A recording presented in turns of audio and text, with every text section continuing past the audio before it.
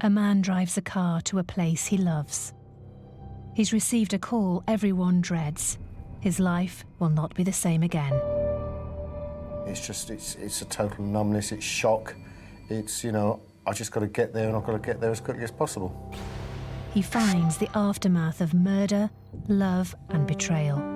Exposing the truth behind it will require meticulous investigation and cunning. What is revealed can be very hurtful and painful for everybody involved. There's a twist to this story. A killer tricked. Covert technology the police can't even discuss on camera.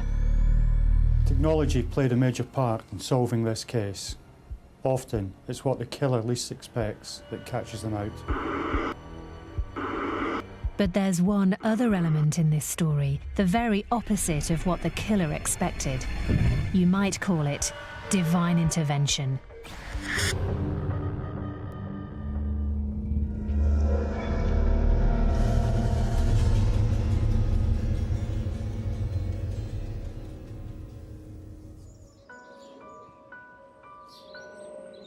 Carshalton Beaches in Surrey, 13 miles due south of central London.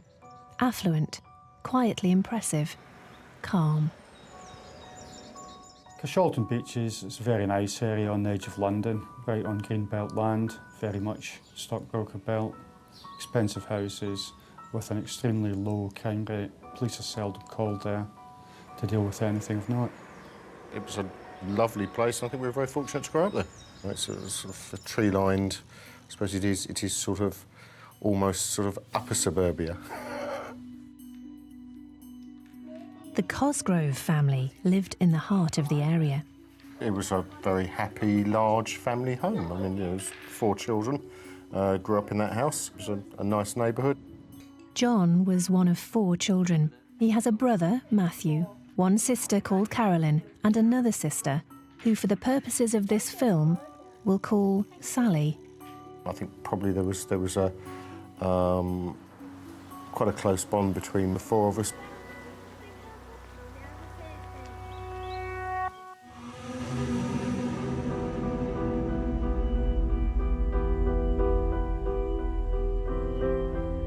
Their parents, Maureen and Terence, were well on their way to becoming pillars of the community.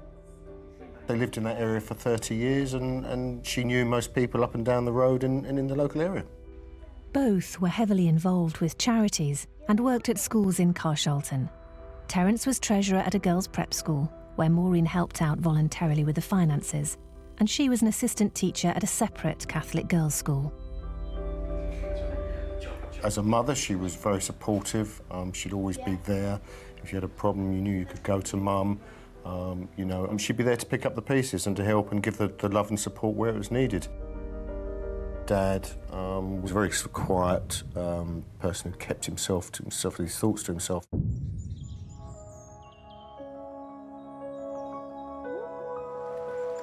In the 90s, with their children grown up, Maureen and Terence were getting used to life on their own. There you go. In 2003, their daughter Sally got married, but the relationship didn't work out and she moved back in with her parents. Our story will actually, in some degree, become Sally's story, an account of dark events which befell her and the family. But first, in 2007, and out of the blue, separate tragedy struck. Terence suddenly disappeared. Mum rang me on the Saturday evening to ask if I'd heard from Dad because he'd gone out and hadn't come back, and she was slightly concerned about, you know, where he'd gone, what had happened to him. Wanted to see whether he'd come to see my family or whether we'd heard anything from him, which we hadn't. Next morning, with no sign of Terence, John set off in his car to try to find him, while Maureen, distraught, waited at home. I told her that he'd probably, you know, just gone off for a drive to clear his head, not to worry, and I'm sure he'd be back fairly soon. But Terence would not be coming home.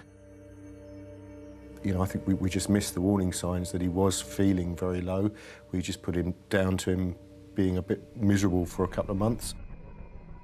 Later that day, Terence was found hanging from a tree in a park at Arundel in West Sussex.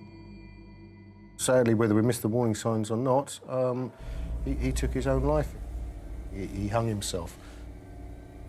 And we'll never really know exactly why. To the family, I mean, obviously, it was an incredibly difficult time. What it did really do is it made us it brought us together, or certainly the rest of the siblings, in kind of just looking after Mum. The family had no way of knowing, but still darker tragedy lay ahead.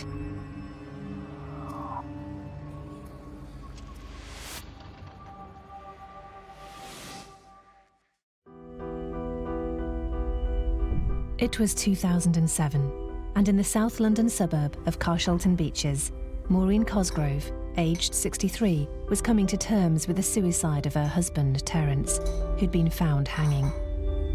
Maureen wasn't alone. Her daughter, Sally, also lived in the family home. Not long after the death of her father, Sally struck up a friendship. Hey, how you doing? Whilst having a cigarette, she met a man who was originally from Scotland, but had been living for 11 years in Ireland. Bus doesn't stop here, you know that? Do I know you? No, my name's George. And you are? I don't know if I should be telling you that. Why? George Maben, known as Geordie to his mates, was in his early 40s, jobless, on the dole and disability benefit. Nice to meet you. Nice to meet you too. Oh, that fag looks nice. Could really do with one now. Tell him my name too. He had children but didn't live with them. He was living with his 82-year-old mother at her house in North Sutton. That'd be ever so kind of you. They became an item very quickly. And, you know, one minute she was single, the next minute she's got this new boyfriend called Geordie and everything's great. Go down there. Oh, did you? Yeah. So you grew up around here? Yeah, collecting sticks. George Maben immediately stood out from the other members of the family. He came across as quite softly spoken, quite charming and quite eager to help. I can take you away from them all. You know, we could have little trips. He was not in work, and not only that, a cause of some friction between him and John in particular, that he didn't seem to want to get any work. I think part of the reason that the relationship developed so quickly was, well, I guess from his point of view, she was an attractive girl who was a lot younger than he was. I think possibly the attraction was that he was paying her attention. It was only a few months after her father had died. You know, he was there to make a fuss over her and spoil her. You know, he obviously cared passionately about her, and I think we all saw it as possibly, you know, a good thing in her life. It's not. Oh, look. He was automatically included within the family unit and given the same sort of care as her 2 sons and 2 daughters. But within months, George was getting itchy feet. He longed to take Sally to live in Ireland. He seemed to love this sort of Celtic image. Late in 2007, they went. But the reality was to prove tougher than they'd hoped. Sally found work as a bookkeeper, but it soon became apparent it wasn't working out. She didn't keep that job for long. Do you realise the accounts have to be in tomorrow morning at 12 o'clock? Yes, I do. I realise that. Yeah. I understand that the employer got a little frustrated with the fact that Geordie would keep turning up. In the summer of 2008, Sally and George returned to England and moved in with Maureen. Geordie didn't want to come back, he wanted to stay out there. She wanted to come back. I guess she was probably missing her mum. Fairly quickly, though, it became clear that it wasn't ideal. he wasn't a lot of help around the house. You know, he didn't work, didn't contribute financially to the household. So, you know, suddenly Mum was supporting him financially. He made no effort to go out and find a job. Simple things like walking through the living room with his shoes on and not taking his shoes off. Although that was a fairly minor point, it became much more of an issue to Maureen. Please, I have asked you so many times. Right, sorry. These things grew and grew. There was a summer house in the garden, and Sally and George used this as a retreat, a place where they could spend time by themselves. George had never had very much. He'd never even had a regular job. He'd struck a little gold mine, really, living in a lovely house with plenty of space, with a family who were comfortably off. In the late summer of 2008, Sally became pregnant with George's child. But Maureen's patience with George was running out. Mum, I think, felt that, you know, now that he had the responsibility, or was the responsibility of a partner and a child that was going to be born, he should probably find a job. And I think the fact he didn't led to some friction. Towards the end of the year, she actually limited the time he was allowed to stay. He was only allowed to stay, I think, a couple of nights a week. And at that point, he actually had to go back and live with his mum. George, why are you being like this? Sally decided not to move with him to his mother's house, but to stay with Maureen. Can I help? No, just leave me alone to pack. Geordie was obviously not happy that he was no longer allowed to live in the house. George. He wanted to be living with this woman that he loved and was very, very possessive over anyway, and was now pregnant with his child. He was allowed to stay at the house occasionally. Treat yourself to the best gift in history this holiday season. Enjoy unlimited access to award-winning podcasts and thousands of hours of original history documentaries released weekly exclusively on History Hit. There are topics for all history lovers, from Pompeii to D-Day. Sign up via the link in the description for an exclusive discount. Don't miss out on this incredible opportunity to explore the past like never before with History Hit. Yeah. Maureen suggested a holiday, taking Sally and her sister. She didn't invite George, who'd created a scene on an earlier trip to Spain with the family. Well, you know what happened last time. There'd been an altercation over an attentive waiter. George got quite jealous and quite angry. Excuse me, guys. I have some more tapas for you guys. Is everything all right with your food so far here? Yeah? Wow. So, que guapa. Absolutely gorgeous. Hey, get your hands down. Calm down, it's a nice compliment. Just get in the kitchen. Sorry about that, yeah? Yeah? Excuse me, guys. Excuse me.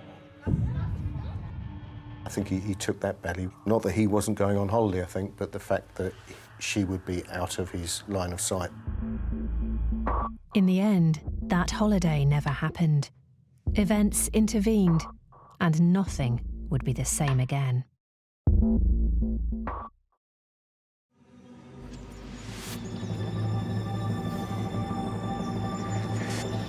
At the family home, March the 24th, 2009, began as a perfectly ordinary day.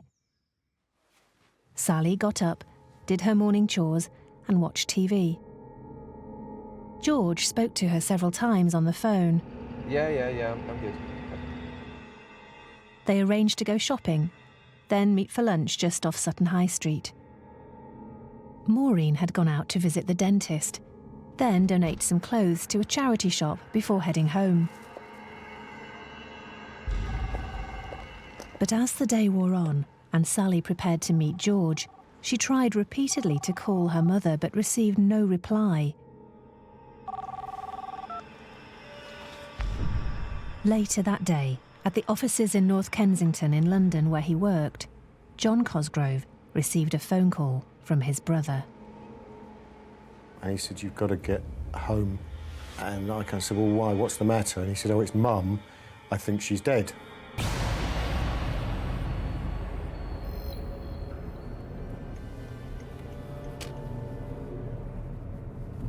the call from my brother just totally numbed me. It was almost like, it was disbelief, and I think because there was so much uncertainty around, at that point, what had happened, it was just, it was, Mum's passed away, why, how, what on earth is going on? All sorts of things were racing through my mind. My initial thought was that, she'd had some kind of, heart attack or had a fall. He arrived to find part of the street sealed off. And I thought, this hasn't happened as a result of some sort of illness or a fall or something. There wouldn't be this level of police attendance. You see that tape, you immediately think crime scene, don't you? John? I'm really sorry about your ma. I'm so sorry. It emerged George had met Sally for a drink. They'd done some shopping, then headed to Maureen's house. The accounts of George and Sally as to what happened next vary in detail. This is George's version. Fancy a brew? Coffee for me, I think, yeah. Get in here. Maureen? Maureen? Mum?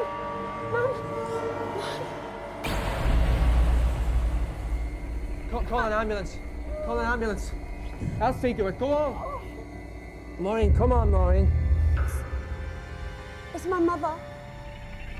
I think she's dead.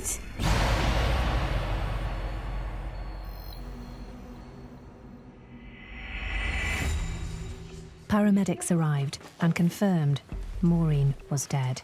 They called the police. I'm just going to phone the police, okay? Subconsciously, I knew that it probably wasn't death by natural causes or fall, so I was kind of starting to think some sort of confrontational situation at that point. She's just lying here on the kitchen floor with her mum. Okay. As soon as the police arrived, it became quickly apparent that Maureen had in fact been murdered. There was clear signs of strangulation. So if they'd said, she'd been pushed over and, cracked her head on the floor or something, you might think, well, that could have happened if there was a bit of a confrontation. But, you suddenly think that your average intruder is just going to want to push her out of the way and get out of the property rather than stay there and strangle her to death, which just really made it even more kind of mysterious and difficult to comprehend at that point. The cause of death was confirmed as strangulation in a post-mortem the following day at St Helier Hospital. It was obvious that there had been a sustained compression of the neck using a ligature, and that extremely strong pressure had been used. That was the only significant injury to Maureen.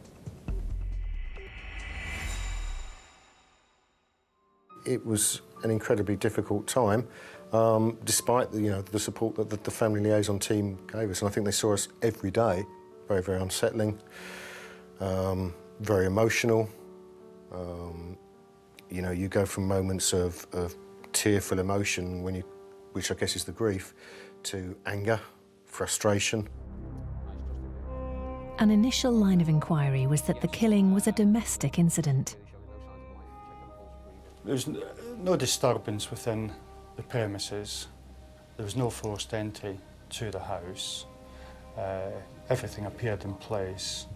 I had a strong suspicion this may well be linked into the family and linked into someone who either lived at the house or frequented the house. You've obviously got to be open-minded as to who may have been responsible, but you've got to be realistic as well. Someone has killed Maureen Cosgrove in a house. The chances of somebody who knows Maureen Cosgrove and who knows the house, the chances of it being some random psychotic killer who's gone to the premises is extremely low. So we had to be extremely careful about the information which was being released, even to the closest family. It was absolutely awful because we knew at that point that someone had taken Mum's life. We didn't know how. You don't know whether the attack is of a sexual nature. You've got no idea. And it's just, I think it's just it's the horror of knowing that someone's taken her life, but at the same time, you know, a great degree of kind of inquisitiveness, because you do actually want to know what has happened. I was asked to go and see them and to explain in fairly brief terms what we would like to happen. Maureen's sons and daughters were subdued. The response of George was different. Certainly George, he wanted to know what we were going to do, how we were going to do it, how we were going to find the person who killed his mother-in-law, in effect. Well, if there's anything you need from us, you know, we can help. Okay, thanks very much.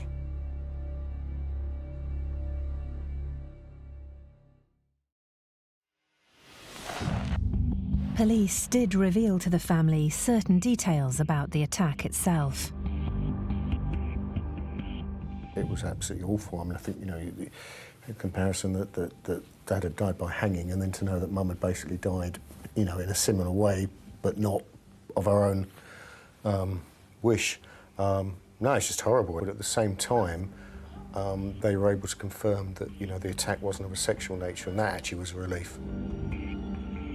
The only thing I could think of was that Mum had disturbed an intruder. George, too, speculated there'd been a burglary. He told police several doors in addition to the patio door had been left open, which was out of character for Maureen, who was security conscious. One line of inquiry we did have was that this may have been a burglary. George asked Sally whether Maureen's handbag was missing. We found Maureen's coat next to her, and one would expect to have found the handbag next to the coat. It was clearly missing. We worked with both Surrey Police and the local police divisions to identify patterns of burglary offending in the local geographical area. There was nothing at all that matched the circumstances that I was dealing with. A thorough forensic search of the actual house took place, and at the same time we were looking for the missing handbag. We then started to conduct more thorough searches of gardens, and in an adjoining garden we found Maureen's handbag, which had been abandoned. The bag appeared to have been thrown across the fence near the summer house. The contents were examined, and we were surprised to find there was absolutely nothing missing from the handbag. Credit cards, driving licence, substantial amount of cash were all within the handbag and purse. That made burglary seem less likely as an option. The family liaison officers were asking whether we could think of anybody who might have a grudge against the family, whether there might be sort of, I suppose, any hidden dark secrets in the family that, you know, someone might want to attack Mum. But then the family got a shock. Police suspicions were falling close to home. Can I ask you both to accompany me to the station, please?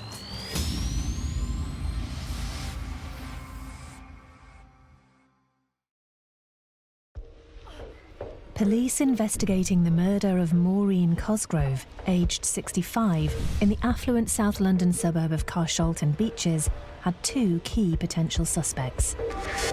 One was George Maben, partner of Maureen's daughter, Sally. The other, to the family's alarm, was Sally herself. She and George had found the body. One of the family liaison team rang and said, we are taking them both back into the police station for questioning. So when they were, I think what they call like key witnesses, because they found the body. But immediately I was kind of, you know, why? What have they done? As police questioned George, they noted what appeared to be a small friction burn on his forefinger. As a result of the post-mortem and the confirmation a ligature had been used, I had to consider, could that friction burn have been caused during the application for ligature? It's nothing, just a wee cut.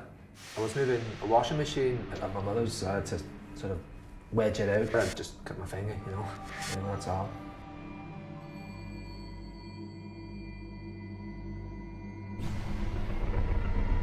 Whilst he was still at the police station, his injury being photographed, I dispatched officers up to his mother's house and they examined the washing machine. They found food debris, hair, dust all around the washing machine, and there was cobwebs almost welding the washing machine to the wall. It was quite clear the washing machine had never been moved. No wheels had been turned. George had lied. Police probed more deeply into the relations between him and the family. The family liaison officers who are deployed to deal with the family, they're there not only to provide support, but they're also to gather information and any potential evidence. And we started making discreet inquiries as to Maureen, her relationships with family members and associates. It was quite a consistent theme running through the accounts that there was an unhappy relationship between George and Maureen. Police soon established friction had centred on George's relationship with Sally. They decided to build a detailed picture of the exact movements of the two of them on the day of the killing. It quickly became apparent to us that everything she told us could be verified. She was where she said she was doing what she said she was doing. On the other hand, the movements of George could not be verified. He was brought into Sutton Police Station. When George was interviewed, he was very polite. He was quite an outgoing, gregarious person. Women, when you know they're waiting for you, you have to ring them, say, I'm on my way. She's a bit like that, so. Very cooperative with officers, and he was seeking to give very detailed answers to all the questions that were put to him. The problem was, no one could remember seeing him at the times and places he'd specified before his meeting with Sally. By day 2 or 3 of the inquiry, I was becoming more and more unhappy with George Maben. His account of movements was becoming less robust. The relationship wasn't good. He was coming to the fore as a suspect for me. The account given by George was that he'd been at home in the St Helier area with his mother. He'd been up by the local co-op shop. He had then caught a bus into the Sutton area, into the town centre. He said he'd waited there for Sally and had eventually met up with her. If George was lying about his movements, it was important we found out where he really was at the time in question during that morning. We needed some independent, verifiable proof of his story. George's mother was spoken to by officers from the inquiry. She's an elderly lady and she could give no clear, reliable account of his movements. It was highly possibly taking a bus. Most of the buses have CCTV. An obvious line of inquiry was, sees all the bus CCTV in Sutton. Police started with footage from buses en routes between George's mother's house and the murder scene. The material was analysed in this room at Sutton Police Station. And lo and behold, George was on a bus.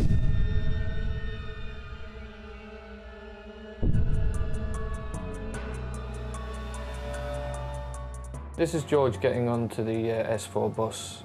This route for the bus takes him up to the area where the actual offence took place. He was on the bus travelling towards Sholton Beaches, somewhere where he said he hadn't been that day. You can see clearly he has no gloves on and blue jeans with white training shoes, and he's got a distinctive hat, a brown coat. It was a nice warm day, and curiously, he was very much overdressed for the weather. He was wearing a hat, a heavy coat, and during the course of the bus journey, he started to put on a very heavy pair of gloves. His hands become visible and there's quite clearly some dark or black gloves that he's now put on while he's been sitting on the back of the bus.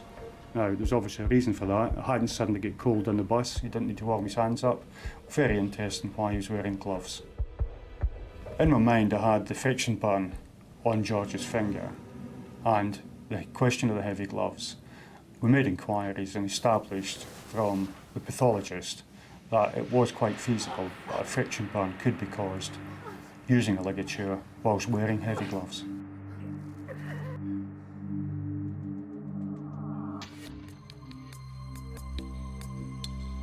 Police also checked mobile phone records, cross-referencing data from phone masts to pinpoint the position of George's phone.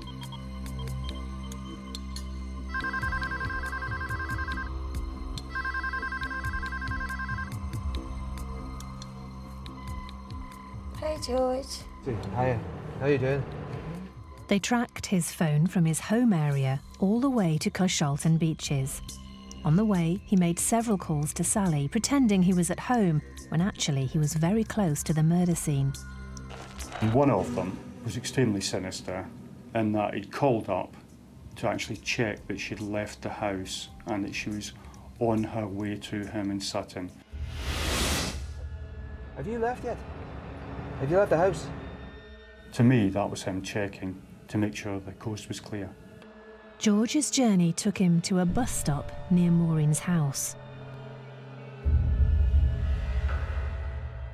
This is the time about 9:53 where George crosses in front of the bus camera and walks off towards Maureen's house.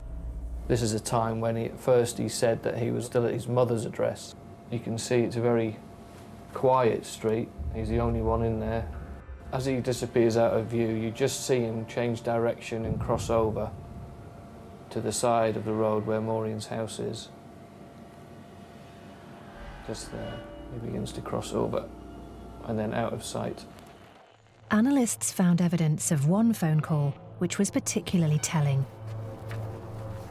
It seemed George had slipped through a side gate and received a call at the bottom of the garden. All right. Right. We instructed expert engineers who were able to tell us the exact location of the phone to within a few hundred yards in some cases, but one phone call in particular was extremely relevant. As a result of a geographical anomaly, a valley some 2 to 3 miles away, they were able to pinpoint one call to the back garden. You in town? Right. Good. And it was located in a space only 3 or 4 foot wide, directly behind the summer house. And that was the only space within Cushalton Beaches where this particular phone mast hit. The area behind the garden shed became extremely relevant to the inquiry. This was where the handbag was located, next door neighbour's garden, and it's quite clear that Maben spent some time there. It was a good hiding area. It was an area that he was familiar with. Whenever he visited the house in the past, he'd spent a lot of time there. And from the cigarette butts lying about, it was obviously an area that he used regularly to smoke. It was a simple step to theorise what happened next. It's my belief that he waited in the back garden until he saw movement in the house, Maureen having returned from the dentist. He then quite calmly walked up the back garden, knocked on the back door. Maureen would have quite readily admitted him to the house. Oh, hello.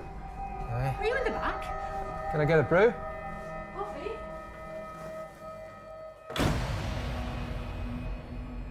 And once he was in the kitchen, he attacked her and killed her.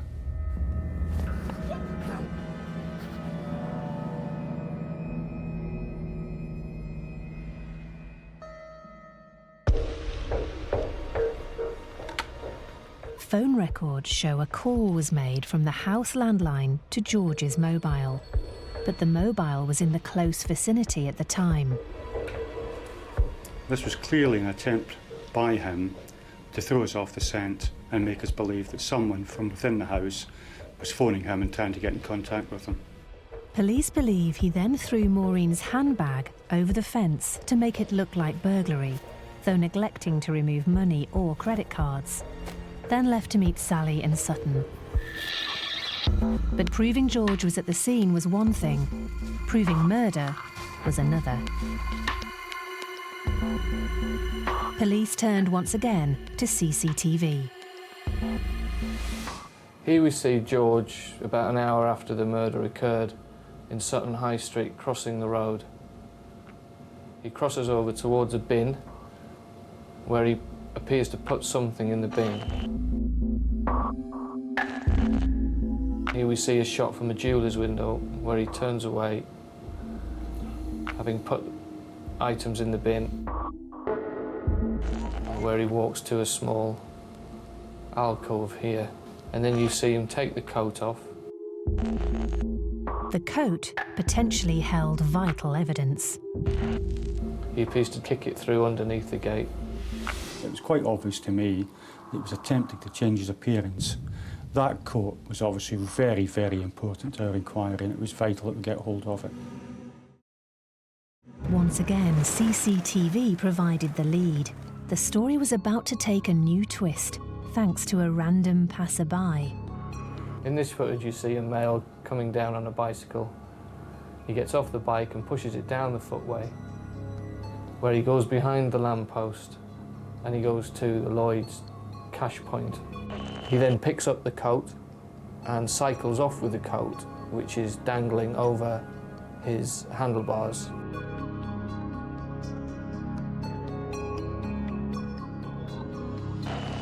The bank identified the man who'd taken money from the cash point. Officers were dispatched immediately to his home address.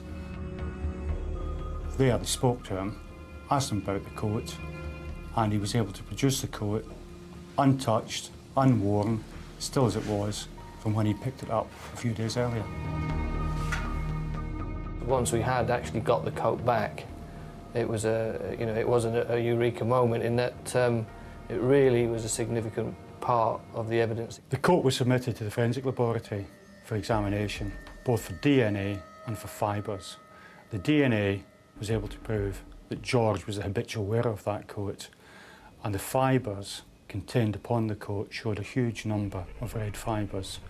These red fibres were mainly contained to the arms and the chest area, and these fibres importantly matched the top that was worn by Maureen at the time of her death. Black fibres, similar to those from the coat, were found on Maureen's top.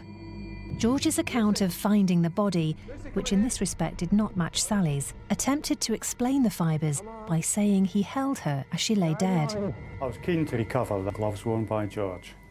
These have never been found by police. George was asked about them. He came up with a cock and bull story, saying that his dog had eaten the gloves. It's my belief that the gloves were put into the bin, along with the ligature. Though the evidence against George was circumstantial, police were confident they had their killer. But there was one lingering possibility they had to resolve. What I was less certain of was whether he was the only person involved in it or whether he'd an accomplice. And I needed some concrete evidence to prove that one way or another. If Sally was innocent, police wanted to rule out completely the possibility she was involved. The evidence was to come from the most unexpected quarter.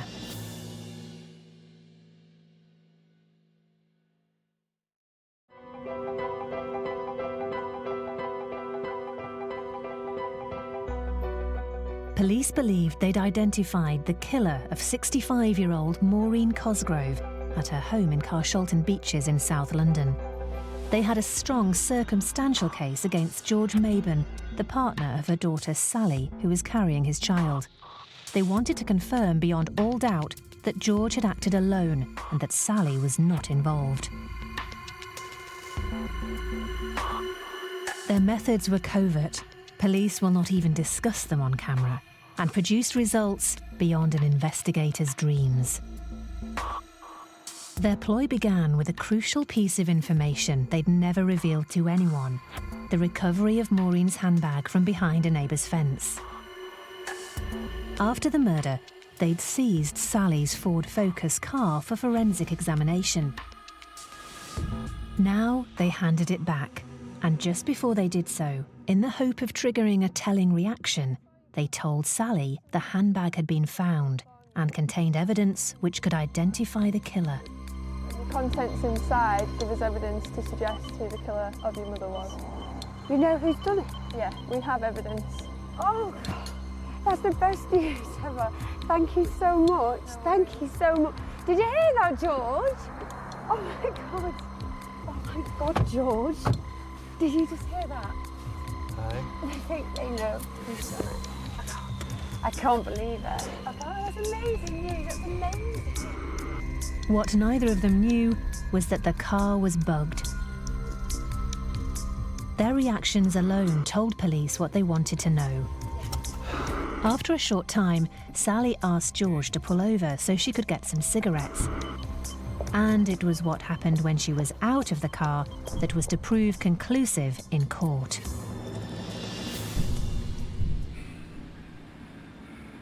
God forgive me for what I've done. I just couldn't take it anymore. Every single day she was breaking me down. God. Oh, forgive me. Please, God. I'm sorry. Okay, babe. You alright? Okay. Yeah, I'm just a bit shocked, you know. I know. Me too. Police confronted George with the recording. God forgive me for what I've done. Shit. I just couldn't take it anymore. George was charged with murder. Police were satisfied Sally was innocent. Her brother John was asked to collect her from the police station. She was just in floods of tears. They took me into an interview room to see her, and she was just floods of tears, saying, you know, it was all wrong. They got it all wrong. It couldn't be him. You know, can't I do anything about it? Can I tell them, you know, it's stupid, and what are they doing? It's all wrong. They've got it all wrong. Can't you tell them something? Can't you tell them they've got it all wrong? Just felt so sorry for her at that point, because, you know, the person that had been charged was her partner, and the father of the baby she was carrying. And, you know, despite the fact that she was convinced he hadn't done it, and that they got it all wrong, deep down you know that the chances are that he probably has. From my point of view, as much as it was horrible to think that, you know, someone that had been welcomed into the family and to a large extent treated as a member of the family could do that, but at the same time there was a kind of relief that we were starting to get an answer. George refused to let Sally go and kept sending her love letters from prison whilst he was awaiting trial. He was constantly telling her, you know, he loved her, all the reasons why it wasn't him, and that basically the police just needed to make up their, you know, the numbers they needed to be seen to get a quick result. In October 2009, George's trial opened at the Old Bailey. In court, in the presence of the judge and jury, George came across as very meek, very mild, very polite. There was a different side to him when the jury was out of court and the judge was out of hearing. He was cocky, rude and arrogant. George attempted to explain his confession by saying his mother had been wearing him down in arguments over his dog, and he wanted forgiveness for stealing £50 from her purse. He claimed that he had no money on him at all. We were able to prove that that was a lie. Not only did he have money on him, but he also had a receipt from a bank ATM where he'd taken £40 out on the morning of the murder. George was found guilty, but his sentence proved controversial. Judge Roberts jailed him for a minimum of 13 years, 2 years less than the normal tariff for premeditated murder, and 7 years less than the police were expecting, on the grounds the crime was out of character, and George had been under enormous pressure and could see no other way to be with the woman he loved. The judge said that this was illustrated by the prayer for forgiveness recorded by police. No sentence would have been enough, but 13 just wasn't enough for what he'd done. You know, what he'd done to my mum and what it had done to our family.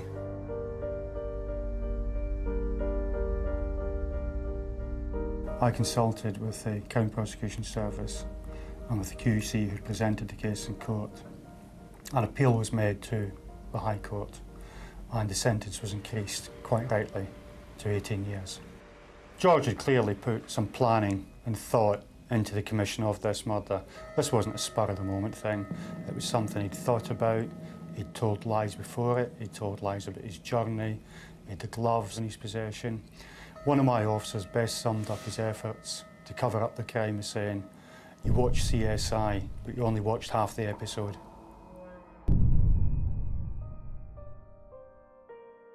Sally and the other members of Maureen's family are now rebuilding their lives, trying to move on from tragedy.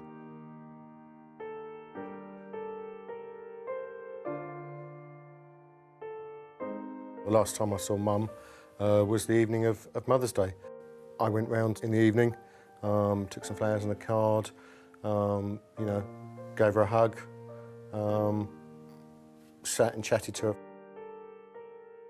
I do remember as I went out the front door, she followed me out, she gave me a hug, said thank you for the flowers, love you, speak to you later. And I got in my car and drove off. That's the last time I saw her. Well, last time I saw her alive anyway.